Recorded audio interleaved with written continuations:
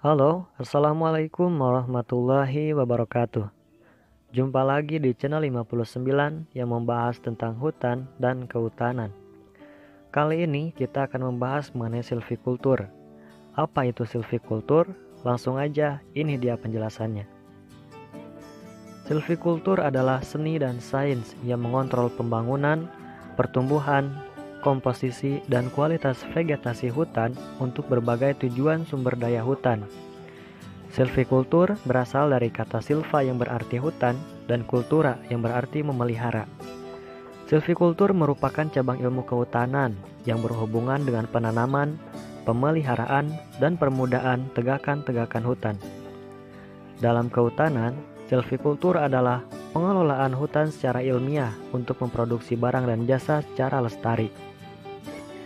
Menurut Nailand, tahun 1996, silvikultur disyaratkan untuk dapat menjamin kelestarian jangka panjang yang berkaitan dengan fungsi-fungsi ekologi, kesehatan tegakan, dan produktivitas dari ekosistem sumber daya alam hutan.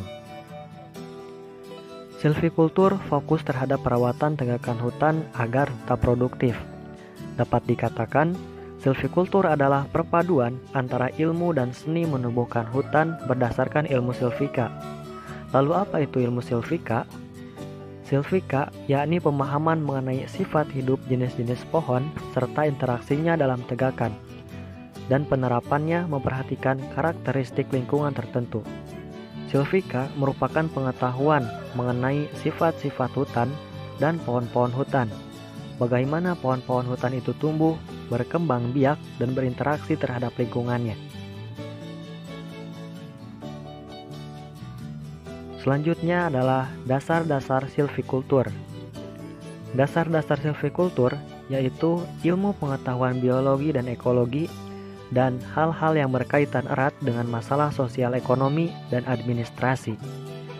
Faktor-faktor biologi dan ekologi menjelaskan pengaruh-pengaruh yang muncul dari tindakan-tindakan, perlakuan pengelolaan yang layak dilakukan pada sebidang lahan kawasan hutan terhadap pertumbuhan dan proses regenerasi jenis-jenis tanaman di dalam tegakan. Ekonomi dan administrasi menjelaskan analisis-analisis tingkat investasi dan intensitas tindakan manajemen yang layak secara biologi dan ekologi. Juga dapat diterima dan layak ditinjau dari aspek sosial ekonomi dan administrasi. Menurut Daniel dan kawan-kawan, tahun 1992, setiap tindakan silvikultur harus dipilih yang secara teknis paling baik dan secara ekonomis paling menguntungkan. Silvikultur juga mempelajari berbagai aspek budidaya tanaman, mulai dari aspek perbenihan, persemaian, penanaman di lapangan, pemeliharaan, sampai dengan pohon siap untuk dipanen, serta aspek penanaman kembali setelah pemanenan. Tindakan silvikultur tidak hanya untuk mendapatkan produk yang kuantitas dan kualitas yang terbaik, tetapi juga harus mampu memberikan keuntungan yang maksimal. Lalu apa perbedaan antara silvika dan silvikultur? Perbedaan yang pertama adalah silvika bersifat deskriptif, sedangkan silvikultur bersifat praktek. Perbedaan yang kedua adalah silvika ruang lingkupnya ekologi murni, sedangkan silvikultur ruang lingkupnya sudah dicampur dengan pertimbangan ekonomi.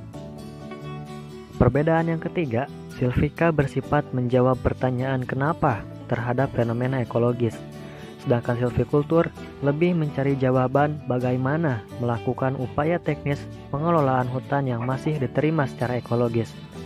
Dan perbedaan yang keempat adalah silvika bersifat mendasari silvikultur, sedangkan silvikultur bersifat modifikasi. Selanjutnya adalah hubungan silvika dan silvikultur. Silvika memberi keterangan-keterangan mengenai kehidupan pohon, baik itu dari pengamatan langsung ataupun percobaan, dengan pengamatan faktor-faktor lingkungan dan vegetasi. Kemudian, data-data tersebut dikumpulkan, disusun, yang selanjutnya digolongkan menjadi pengetahuan dasar ilmiah silvikultur praktis. Selanjutnya, silvikultur mempraktekkan bahan-bahan yang diberikan oleh silvika. Silvikultur mengembangkan prinsip-prinsip pelaksanaan teknik yang berguna untuk pembuatan dan pemeliharaan hutan. Nah, itu dia penjelasan mengenai silvikultur. Semoga bisa menambah pengetahuan kita semua.